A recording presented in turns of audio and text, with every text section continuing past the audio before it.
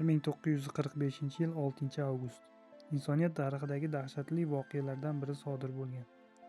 Shu kuni inson birinchi va hozirgi kungacha oxirgi marta o'zi kabi insonlarni qirish uchun, shaharlarni vayron qilish uchun, infratuzilmalarni yo'q qilish uchun ilk bora atom bombasidan foydalangan. AQSh harbiylari Yaponiyaga atom bombasini tashlagan.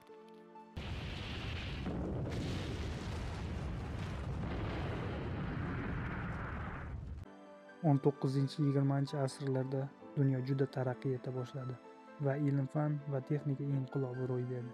Buning natijasida insonlar suv ostiga tushdi, kosmosga uchdi, 100 qavatli osmono'par binolar qurdi, ko'z ko'rib quloq eshitmagan uskunalarni yaratdi. Ammo ularning barchasi insoniyatni urushlardan qaytara olmadi va hali hanuz qaytara olmayapti. Jahon tarixida urushlar ko'p bo'lgan, ammo 20-asrgacha ularning birortasi jahon darajasiga yetmagan. Ammo insoniyat aql tafakkuri kamolotga yetgan davrda insoniyat bir emas, 2 marotaba jahon urushiga guvoh bo'ldi.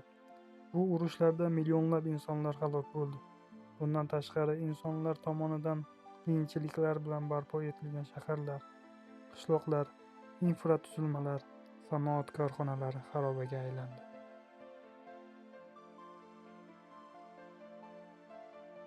Bir 1941-yil 22-may kuni Gitler boshliq millatchilar armiyasi sobiq Sovet ittifoqiga hujum qilib, ikkinchi eng yirik jahon urushini boshlab beradi.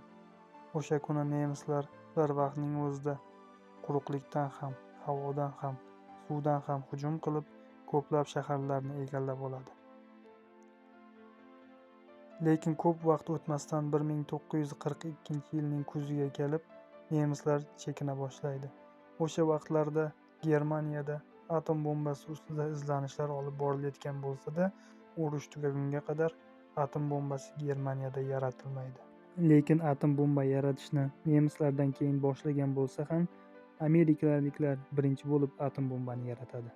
Bu atom bombani yaratish Amerikada Manhattan rejasi deb nomlanadi va o'sha vaqtlarda bu rejaga 2 milliard dollar pul sarflanadi. Bu pul hozirgi kurs bo'yicha 22 milliard AQSh dollariga teng edi. AQShda atom bombasini yaratish ishlari Franklin Ruzvelt prezidentlik qilayotgan yillari boshlangan bo'lsa ham, u bu qurol yaratilishini ko'rmaydi. Sababi 1945-yil 12-aprel kuni prezident Ruzvelt 63 yoshida vafot etadi va uning o'rniga vitse-prezident Harri Truman AQSh rahbari bo'ladi. 1945-yil 16-iyul kuni Truman o'z delegatsiyasi bilan Potsdamga borib joylashgan kuni AQShning Nyu-Mexiko shtatida poligonida dunyodagi ilk atom bombasi sinovi muvaffaqiyatli o'tkaziladi.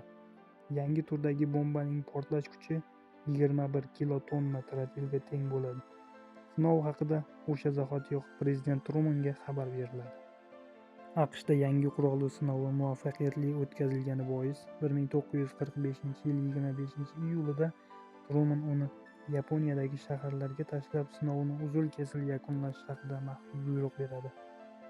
U sinovni 3-avgust kuni o'tkazishni buyuradi va bombalarni Xirosima, Kokura, Nagaita yoki Nagasaki kabi shaharlardan ikkitasiga tashlash haqida buyruq beradi.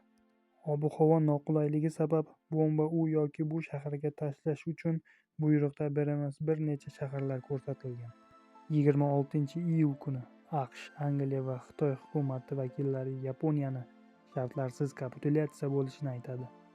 28-iyul kuni Yaponiya bosh vaziri Kantaro Suzuki Yaponiyaga jo'natilgan deklaratsiyani tan olmasligini aytadi. Yaponiya imperatori Hirohito esa bosh vazirning qarorini qo'llab-quvvatlaydi. 1945-yil 6-avgust kuni polka kapitani polkovnik Pol Tibbet boshchiligidagi B-29 bombardimonchi samolyoti Xirosimadan 2,5 ming kilometr uzoqlikdagi Kinyan orolidan havoga ko'tariladi. Uni Xirosimagacha 6 ta samolyot qo'riqlab boradi.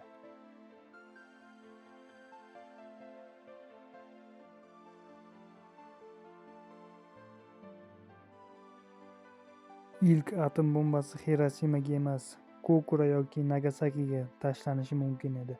Lekin bu ikki shaharga jo'natilgan razvedkachi samolyot bu shaharlarning osmoni bulutligini aytadi. Xirosimaga uchirilgan samolyot uchuvchisi shahar osmoni ochiqligini aytadi. Shundan so'ng birinchi bomba shu shaharga tashlanadi.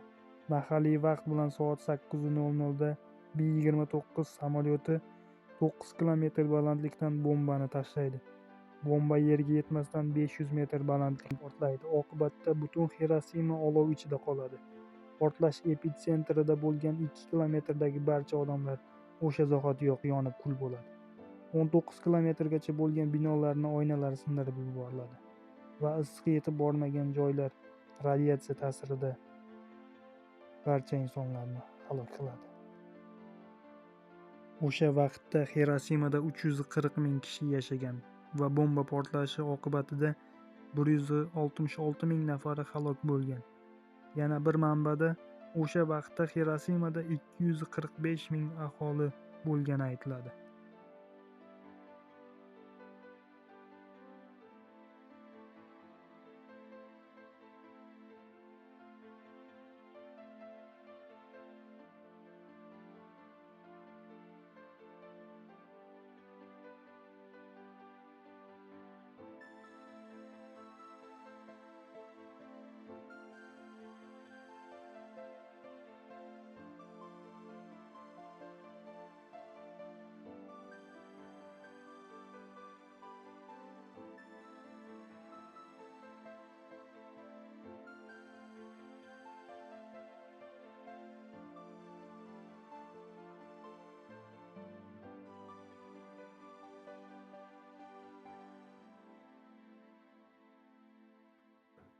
Nagasaki ham strategik ahamiyatga ega bo'lgan shahar. Urushgacha 250 ming, bomba tashlanganda esa 200 ming aholi bo'lgan va portlash ularning yarmini halok qilgan. AQSh harbiylari rejasiga ko'ra, Nagasakiga atom bombasi 11-avgust kuni tashlanishi kerak bo'lgan. Nagasakiga bomba tashlash Xirosima kabi bir xil ssenariyda amalga oshirilgan.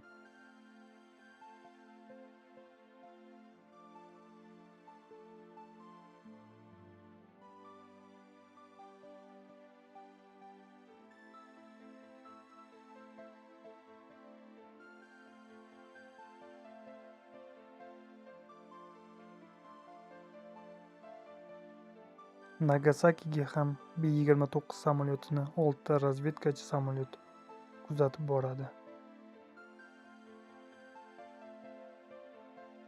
B-29 samolyoti atom bombasini 9 kilometr balandlikdan tashlaydi va bomba yerga yetmasdan 500 metr balandlikda portlaydi. Portlash epitsentridagi 2 kilometrgacha bo'lgan insonlar o'sha zahotiyoq yonib kulga aylanadi. 19 kilometrgacha bo'lgan bino va inshootlarning oynalari o'sha zahotiyoq chilparchin bo'ladi. Biz portlash issig'i yetib bormagan joydagi insonlarni esa radiatsiya halok qiladi.